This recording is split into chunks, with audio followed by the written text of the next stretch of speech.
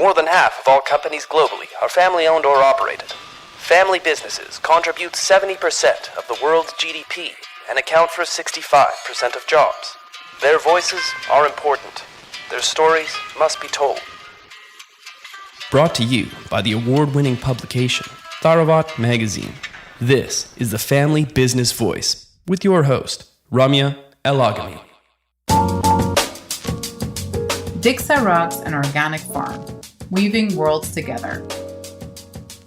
In a remote mountain village in Teotitlán del Valle, Mexico, Benizaa families combine a consummately modern approach to marketing with ancient artisanship and singular local wisdom.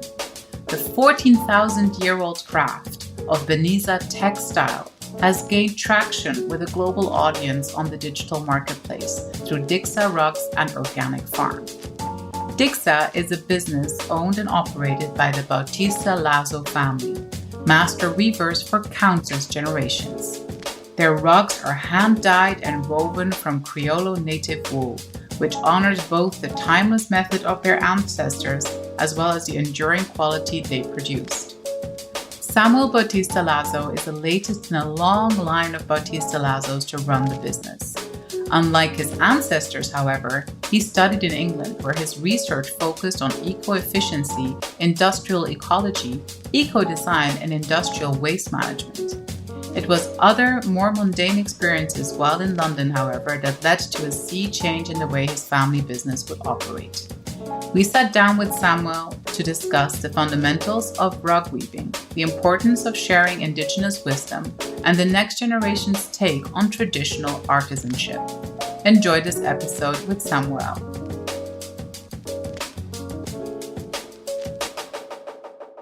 I think for me, it's been such a rewarding learning journey to read about your family business, Samuel, because really I knew nothing about the craftsmanship behind the rugs that you guys create and their culture. And It was so educational. But I think before we talk a little bit more about kind of exactly what it is that you do and everything, can you give us a bit of a background of your own journey? I would love to understand, how you came to do what you do today and how you came to do that with your family. Our craft is communal. The land where we live is communal. And then this community is organized by many cells, right? Which are the nuclear families, if you will. And in our family, it's always been the case that on my dad's side of the family, they were actually more into farming. They farmed a lot and they wove on the side, like little projects. And on my mom's side of the family, they were butchers and then they wove on the side. Okay. Our history of weaving, goes back a long time ago. There's been, some 14,000-year-old textiles made with agave fibers, which were one of the earliest materials that were used in this valley to make rugs before we domesticated wild cottons and, way before we started to use sheep only 500 years ago. So the weaving skill has remained a community heritage. Mm. And it's just part of the way of life. You do one kind of trade, and then you always do weaving on the side. Mm-hmm. Yeah. But when the craft of weaving just started blooming, when they built the airport and highway, more and more families transitioned fully into weaving. And when my parents got married, then they decided to do more of the farming because my dad got some of that land. And the weaving, they had their business since they got together, around the 80s.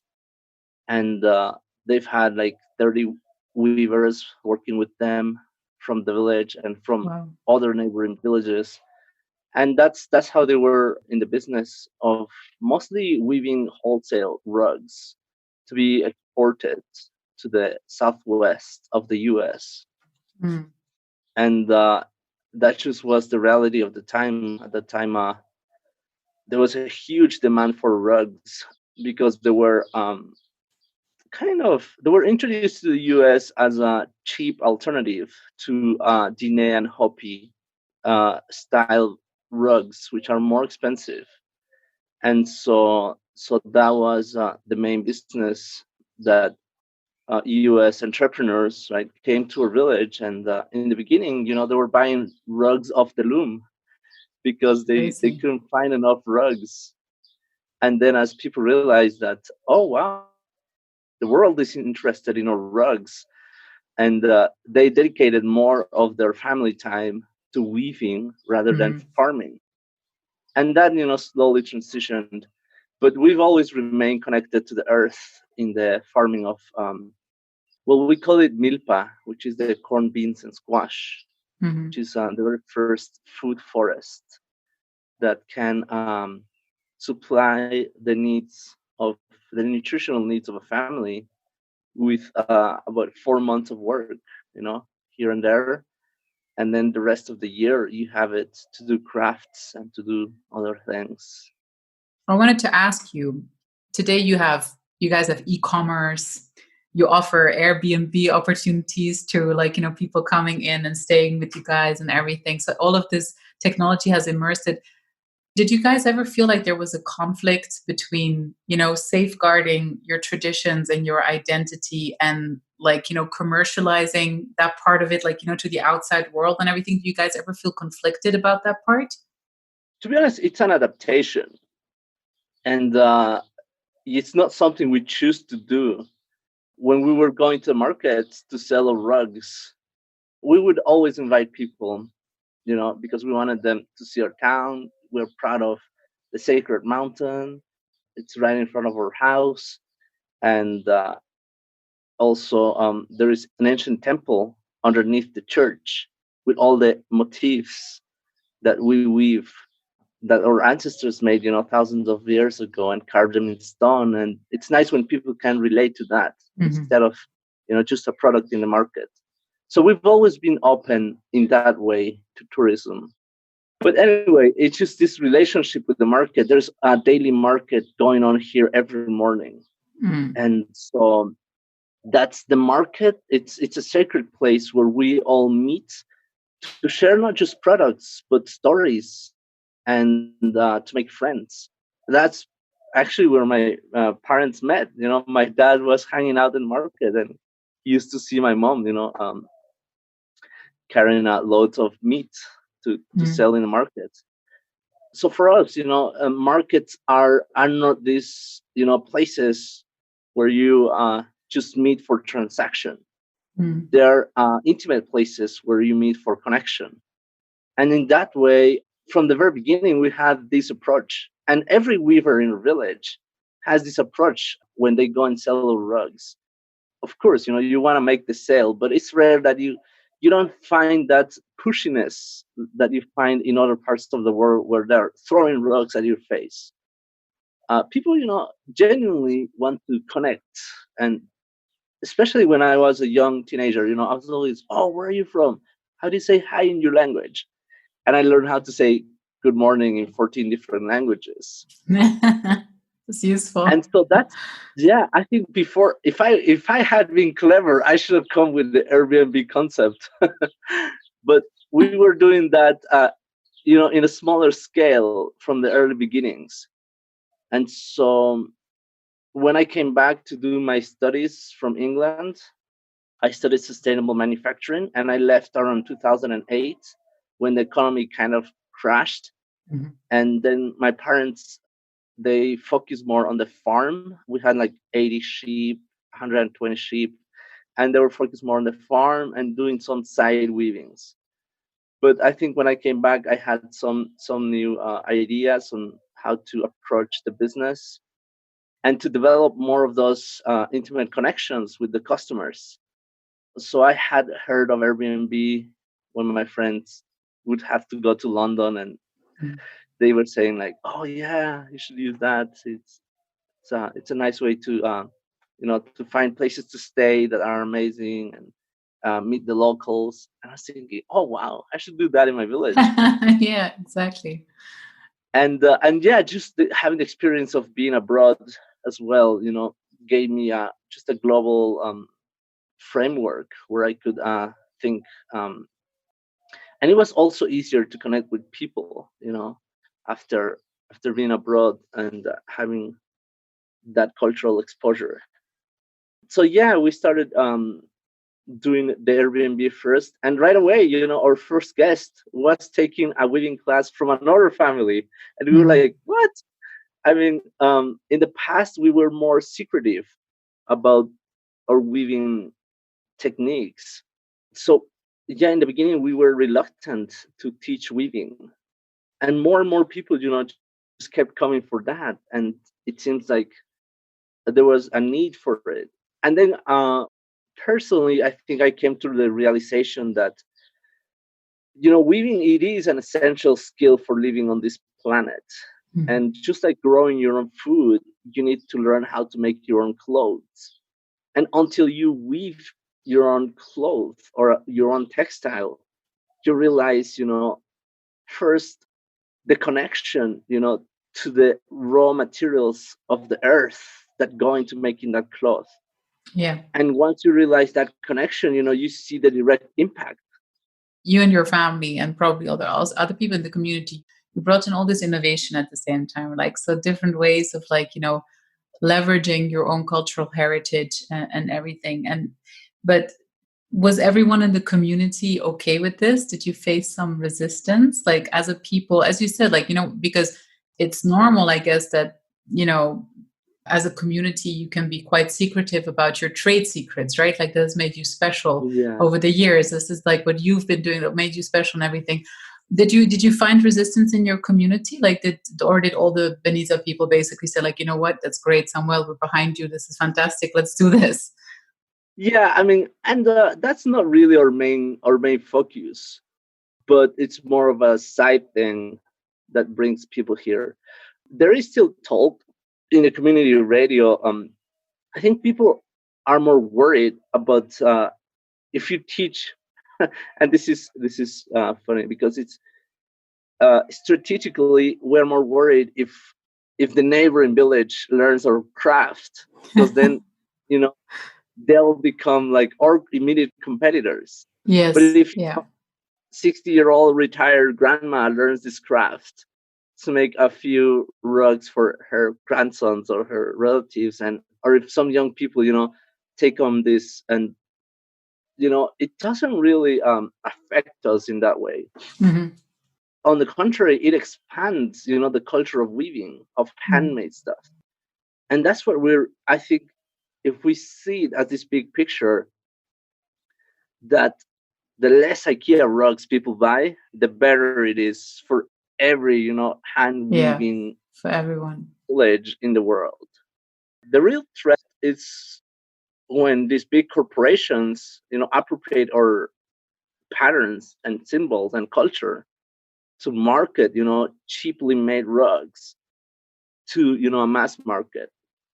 And I think that's kind of the arguments that I put forward with people I talk. There is no like formal consensus. There is no like entity or committee that governs these issues. It's more just the way it has evolved. The way that you do business as a community, so the Benizaa people, like how would you compare? So you've been abroad, like you've compared this, like you've been able to compare this to American standards, like Europeans, like you've seen everyone do business in their own way. What do you think is special about how you as a community do business in terms of your values and in terms of like, you said yourself, you studied sustainable manufacturing. I doubt they Yeah, could teach you anything that you guys didn't already know probably for centuries. But it would yeah. be interesting to understand, like, when you started like realizing what the rest of the world, how they manufactured, what they're doing, how they're conducting business. What stood out to you about the way that you are doing business, your community does business, and where do you see that maybe these practices would be beneficial to be adopted by, a wider like other businesses as well around the world? The important thing, because we're a community, in some way or another, we're all related to each other. Mm. You know, I'm working with this weaver and that weaver, and someday he could be part of the family, Mm. and so we're all related to each other. And so I think if we see ourselves as this bigger family, which is a lot of corporate cultures are trying to build, right? But I mean, here is literally Hmm. this weaver will become your compadre, your Hmm. or you'll be the godfather of this family, or maybe your daughter will fall in love with the son of this family, Yeah. and so on. And I think that's that nature of intimate connections just makes our businesses work better, because there's always that trust. Mhm. It's a very unique environment here, because it's a village of around, right now, probably around close to 9,000 people. Mhm. And almost everybody is a weaver, 80% of the working population. We also work with two other villages that are next to us. Between three villages, the other two villages have around 4,000, 5,000 people. But between three villages, we managed to weave 12 tons of rugs per month. Mhm. So, often when we talk about crafts, we imagine like, oh, yeah, I make one or two baskets or one or five rugs per month. But no, like here, it's actually a decent scale, like 12 Mhm. tons of rugs, at least. And it's the nature of rug business to have a lot of inventory, right? But that's how much raw materials we're buying from suppliers. Mhm. And it's a sizable amount, and yet there is no single roof factory. I think there is no single like CEO or any like Mhm. title that goes with this organization. It's just really a network of relationships. Yeah. What does it look like for the next generation in your community? Like, are all the young people as motivated as you are to stay in the village and to continue working on the traditional crafts and the traditional industries? People here really take pride on their roots. I think Mm. that's pretty unique from our village and most native communities in the south of Mexico, like from Mm. Mexico City to the south. We're really rooted. But particularly here, I think we found a way to capitalize on this Mm. identity. And we don't have a problem with that, from the very beginning, because we're such an open society. There's books about our people, and our rugs, and there is rugs, and then there is pictures of a wedding, and there's pictures of the grandma making tortillas, Mhm. and we're really showing, our ways here. So I think that's what helps us. In our ancient teachings, we have it. We say one matures when you find your true face and your true heart, and when you stay true to that, you are grounded. Mhm. So I think because we know our true face and our true heart, we're able to keep on this path and be flexible with it. If it needs to go on this way or on other ways, like right now with the design trends being so chic and boho style, even our color palette, and we just notice, oh, people like these pale colors now. Okay, Yeah. we'll do more of Yeah. them. Yeah. But yeah, it just fits, and we kind of have, I think we're striking a balance between ancient tradition and modernity. Mhm. And the younger generations, they might be wearing some like jeans that are ripped and they're cool, and then they wear the Oaxacan top, hand woven Oaxacan embroidered blouse or shirt. So we're connected to the internet, but we're still listening to the elders, and it's a fine balance, but we're still trying to keep it that way. Well, I think that's a beautiful conclusion also to end this interview on, to be honest with you, Samuel. I think it's a lot of wisdom that you gave us there in this answer, things to think about. And, thank you so much for giving us a glimpse into your world and for teaching us so much. This has been wonderful. Thank you so much for doing this interview. We appreciate it. Thank you for listening to the Family Business Voice. Subscribe to our channels now on iTunes, TuneIn, Stitcher, or Spotify to be notified of our weekly episodes.